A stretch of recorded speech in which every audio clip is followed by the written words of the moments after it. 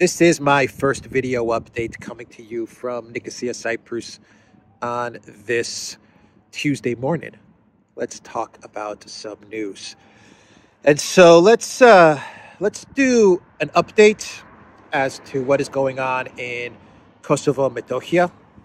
We had over the weekend a report.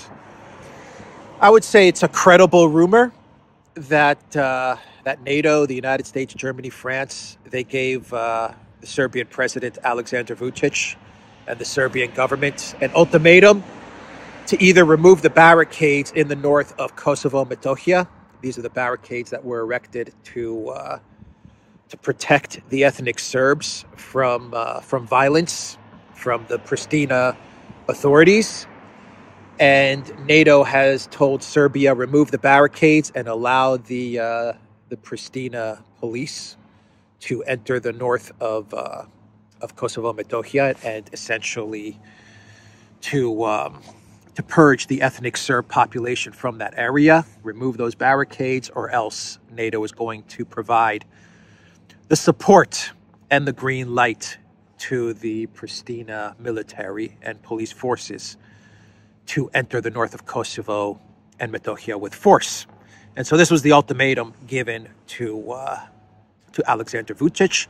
It is now reported that the Serbian military is in the area of the north of Kosovo, Metohija. They are on the bordering area.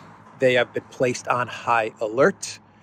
The Albanian Pristina authorities, the Albanian fighters with the Pristina authorities, about 1,500 Albanian fighters and police security forces are also on full alert, and they could be invading the north of Kosovo at any moment. I guess they are waiting for the NATO green light. This ultimatum was a 24-hour ultimatum that NATO gave to Serbia on, I believe it was late Sunday evening or early Monday morning. But anyway, it was a 24-hour ultimatum. Either get out, allow us to come in and take over, or else war, I guess. War. That could be where we're heading towards. The Serbian president said, "I would like to inform you that we are in a difficult situation, but we will do everything in our power and strive by all means to maintain peace and stability. Not only that, but we know how to protect our people in northern Kosovo and Metohija. In accordance with that, after NATO armed the Albanians, increasing their combat readiness, I will take all measures to protect our people and save Serbia." So the escalation from the collective West is very real, and it is in full force, and it is taking place outside of Ukraine as well. Serbia is definitely on the table. It has been targeted for destabilization and for escalation in this conflict against Russia. Serbia is on the table. Moldova, Transnistria could be in play. Iran, the Ukrainian officials, they are trying to goad a conflict in Iran. They're trying to get the collective West to attack Iran. And I reported on this a couple of days ago that the spokesman for Zelensky, Mr. Podolyak, he was calling on the collective West to strike at the factories of Iran that produce the drones that the collective West believe are being shipped from Iran to Russia and doing so much damage to the Ukrainian infrastructure, the electric grid in Ukraine. And the Zelensky regime is trying to get some sort of conflict going in Iran. And we have a response from the Iranian Foreign Ministry with regards to this statement from Ukraine officials to bomb Iran and to take out the drone factories. The Foreign Ministry spokesman, Nasser Kanani, said that making accusations against various parties, including Iran, won't help Ukraine, its people, and the leadership of the country. Iran rejects the claims being made by the Ukrainian authorities and by this Ukrainian official in particular, as he was referring to Podolyak. Quote, "We consider this threatening rhetoric irresponsible and place all political and legal responsibility for such statements on the Ukrainian government." So that was the statement from the Iranian Foreign Ministry spokesman. The Zelensky regime, they are absolutely insane, dangerous. They are very desperate to hold on to power, and they realize that they are losing the conflict, and sooner or later, their regime is going to crumble. And so, what's the strategy? One of the strategies is to try to widen out the conflict in Ukraine, to broaden it out, and to perhaps get the collective West to attack Iran, and to widen out the conflict in a way that will pull in the collective West militaries and NATO into what would essentially be a type of World War III scenario. Widen out the conflict in Serbia. NATO is doing that. Try to widen out the conflict in Iran, Moldova, Transnistria, to try to do all these things, which will create a type of World War III scenario, and for the Zelensky regime, keep them in power, or so they think. So we had an interview with the Ukrainian foreign minister, Kaluba, with the Associated Press on Monday. And the Ukraine foreign minister is calling for a peace summit brokered by the United Nations. Good news, right? Wrong. Wrong. This is not your ordinary peace summit that Kaluba is calling for. He wants the United Nations and the Secretary General, Antonio Guterres, to mediate this peace summit event. Kaluba said that Guterres has proven himself to be an efficient mediator and an effective negotiator, and most importantly, as a man of principle and integrity, so we would welcome his active participation. Kaluba said that the best venue for holding this peace summit would be the United Nations, because it is not about making a favor to a certain country. I always say Gutierrez, but it's Antonio Guterres. Guterres is the correct pronunciation of the UN Secretary General. So all well and good, right? You get the United Nations to step in, broker a peace deal, and the United Nations, well, of course, it's neutral, right? Wrong. I like his line where he says that Guterres has proven to be an efficient mediator and an efficient negotiator. Yeah, just ask Cyprus and his negotiating with the Cyprus problem to decide if Guterres is an effective negotiator. Anyway, he's not. The interesting part about this peace summit, this UN peace plan that Kaluba would like to put into effect, is that this would be a peace summit brokered by the United Nations without Russia. Is this my clown world? Kaluba says that Russia should not be included in this peace deal, in this peace summit, until Russia is prosecuted for supposed war crimes by an international court.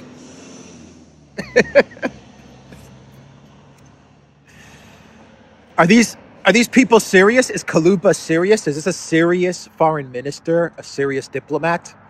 The Zelensky regime, these are serious people? What a freaking joke. Yeah, let's have a peace summit, and Russia is not a party to that peace deal until we prosecute Russia in an international court for war crimes. And then once the Russian officials and the Russian leadership are prosecuted in an international court for alleged war crimes, only then can Russia participate in this peace summit? Of course, you know what Kaluba is getting at. He is getting at the fact that the Russian government that would be negotiating, that would be part of this peace summit, would be a different Russian government than that of Vladimir Putin. In other words, regime change, because the Putin government would be in prison. There would be standing trial at The Hague, right? So you would have a different Russian government. Anyway, that is the proposal from the foreign minister of Ukraine. This is the foreign minister of Ukraine. The foreign minister of Russia, Sergei Lavrov, he spoke to TASS the other day, right after Putin's interview with Rossiya 1, television channel in Russia. Lavrov gave an interview to TASS. And he said this, and I quote, "The enemy is well aware of our proposals on the demilitarization and denazification of the Kiev regime's controlled territories, the elimination of threats to Russia's security that come from there, and it includes our new regions, DPR, LPR, Kherson, and Zaporozhye regions. There is little left to do to accept these proposals in an amicable way. Otherwise, the Russian army will deal with this issue." That is what Lavrov had to say the other day to TASS, which is pretty much what the Russian government has been saying from the beginning of this conflict. Actually, it's pretty much what the Russian government has been saying from before this conflict, going all the way back to Minsk I and Minsk II, which was that the collective West, that Ukraine, needs to be neutral. That's number one. No NATO, none of that. A neutral Ukraine. And if you go back to Minsk, it meant the recognition of Crimea as part of Russia. But according to the Minsk Accords, Donetsk and Lugansk were part of Ukraine. They were two autonomous regions in what would be a federal type of Ukraine. That was Minsk I and Minsk II. And now the reality on the ground is that you have Donetsk, Lugansk, Kherson, and Zaporozhye regions as a part of Russia. And of course, a neutral Ukraine. This is, I think these are the terms that Russia has been talking about since 2015, which is to understand the reality on the ground in Ukraine, which has now changed given the special military operation. But you know, a neutral, everything starts with a neutral Ukraine, a non-NATO Ukraine. Everything starts there. Once Zelensky pledges, if he were to ever pledge that Ukraine would not join NATO, I think once that happens,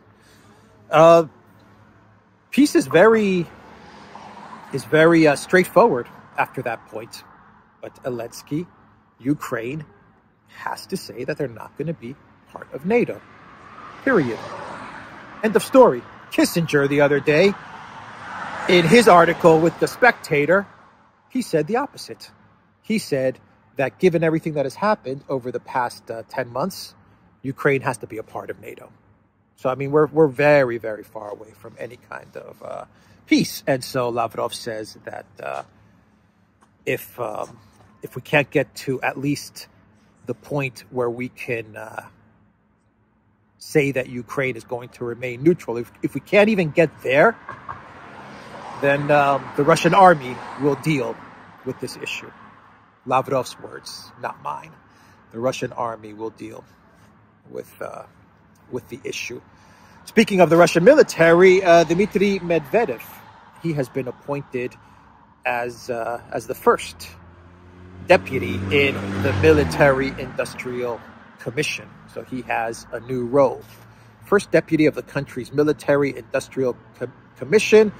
And this role was created by Russian President Putin on Monday. And Medvedev is going to basically be seeing all of the all of the MIC, all of the military, industrial capacity, complex industry of the Russian Federation. Basically, it is Russia on war footing. That's all it is. Russia is preparing for a long and big conflict over the next decade. I think Russia understands that once Ukraine is solved, once Ukraine is taken off the table, NATO and the collective West, they're not going to stop at Ukraine. They're not going to accept a defeat, and they're not going to realize a defeat. They're going to continue to try and destabilize Russia and, as Putin said, to tear Russia apart. It's not going to end with just Ukraine. Look at what's going on in Serbia. Look at what I talked about with Iran. We have Taiwan, China. The escalation is not going to end. And so Putin is putting Russia on a long-term war footing. And so you're going to have someone to oversee the military industry, to coordinate and oversee the entire military industrial complex of Russia. And that person is going to be Medvedev. And I think this is actually a very, very good choice. Medvedev has turned out to be a very tough and hawkish leader in the Kremlin, contrary to what a lot of people thought Medvedev to be when he was president, when he did his stint as president of Russia. Everyone thought that Medvedev was a very liberal, a very Atlanticist liberal leader, and it turns out he's the exact opposite of that. So that is the news with Medvedev and his new position. Should we do a clown world?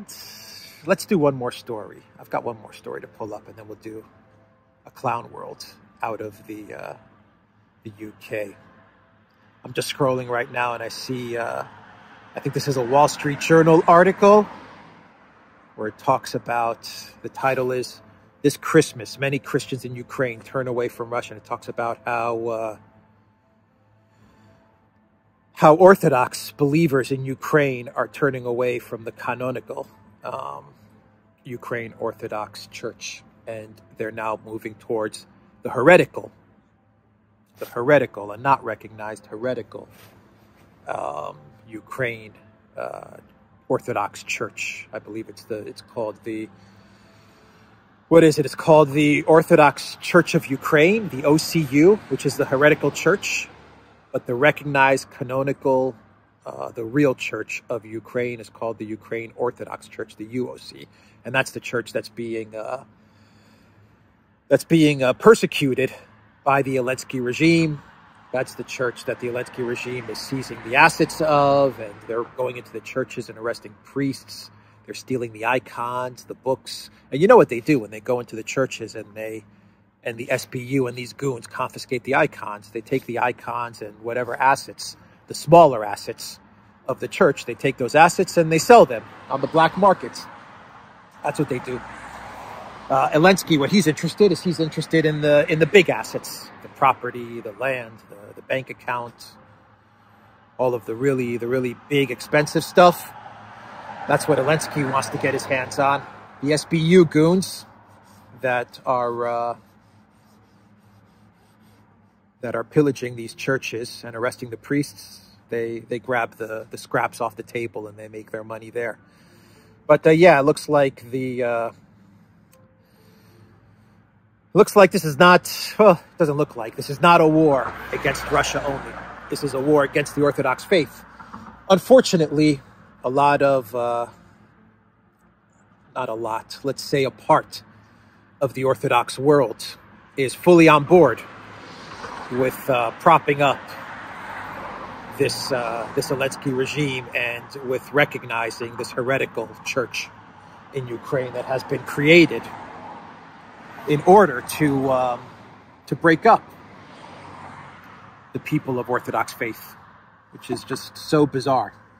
You have so many people in Greece and Cyprus who are actually supporting the destruction of Orthodoxy by supporting the heretical church in Ukraine. Anyway, I just saw this article on the Wall Street Journal as I was scrolling through, and I thought I would comment on it. What I really wanted to talk about before I get to my clown world is,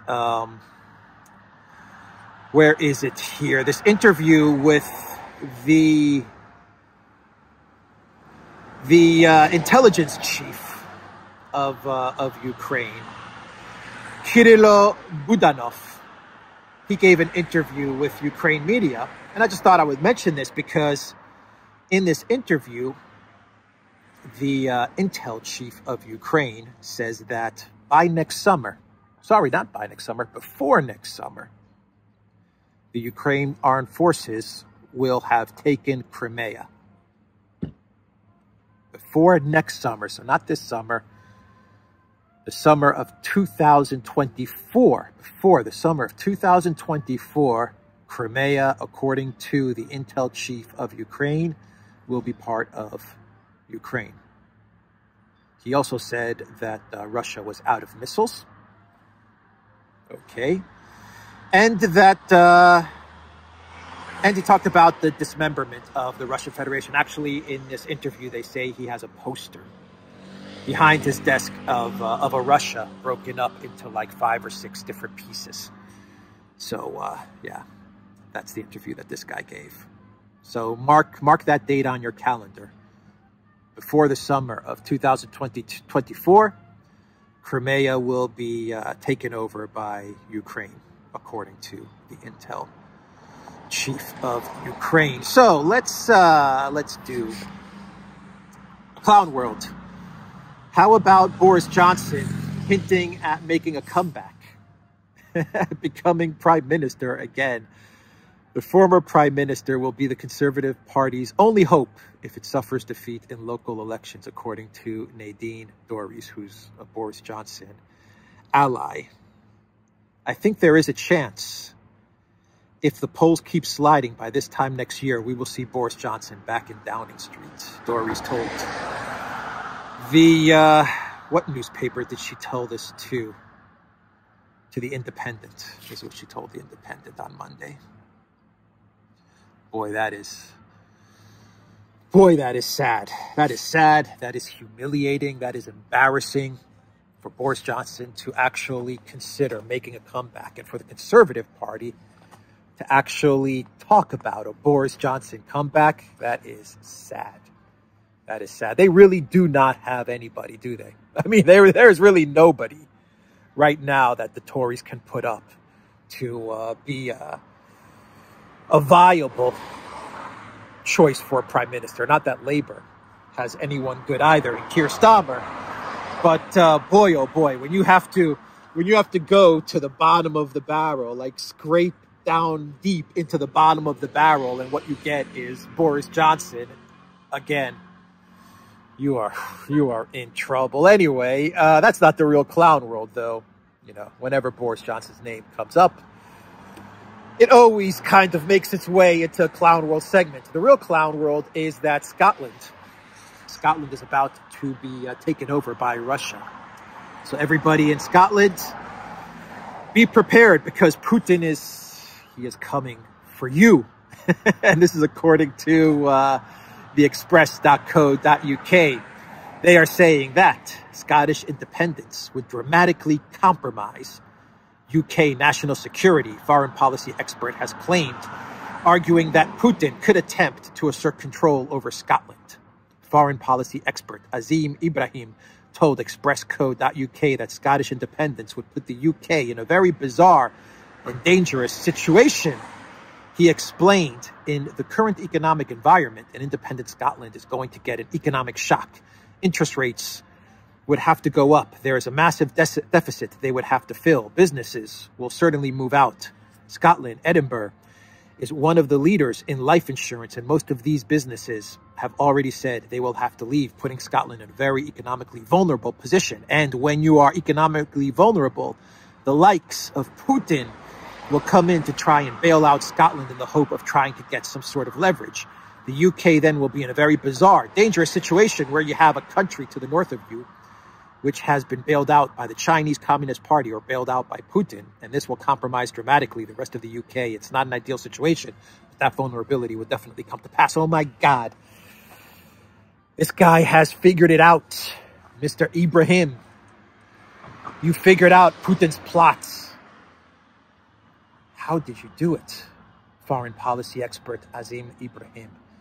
How did you figure out Putin's evil, diabolical plan to seize Scotland? And then when he seizes Scotland, because Scotland will be at its most vulnerable, because Scotland will be broke and bankrupt if it votes to leave the UK, will be broke, bankrupt, vulnerable, like an injured puppy dog, like an injured pigeon, a pigeon with a broken wing.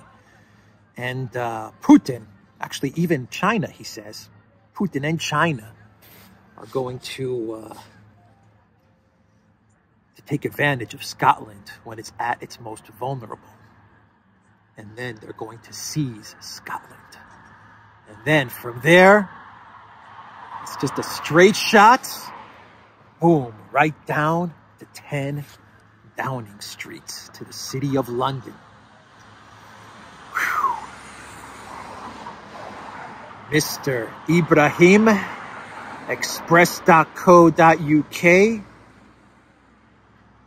you figured out exactly what the Kremlin is planning and plotting. Wow. Man, that guy is diabolical. Absolutely diabolical. So listen up, Scotland. Don't you dare have another referendum. Don't you dare try to leave the United Kingdom. Don't even talk about it. Don't even bring it up for consideration. Because if you do, then you are putting yourselves at the mercy of one Vladimir Putin. And the Chinese Communist Party as well, by the way. Because he says, and the Chinese Communist Party. So yeah, you're putting yourselves at the mercy of Putin and Xi Jinping. And then all of Britain is in danger of being taken over by Putin. Can you imagine Putin living in 10 Downing Street? The horror of it all. Anyway, guys, that is the video, theduran.locals.com. Go to the Duran shop, 10% off. Use the code Good Day. This is my Hungarian Duran long sleeve right there, long sleeve shirt. And also find us on Rockfin, Telegram, Rumble, Odyssey, BitChute. Look for Alexander's channel. And that is it for this video on the Duran's channel on all those platforms. Is it too late to wish everybody once again a Merry Christmas and a Happy New Year that is coming? Take care.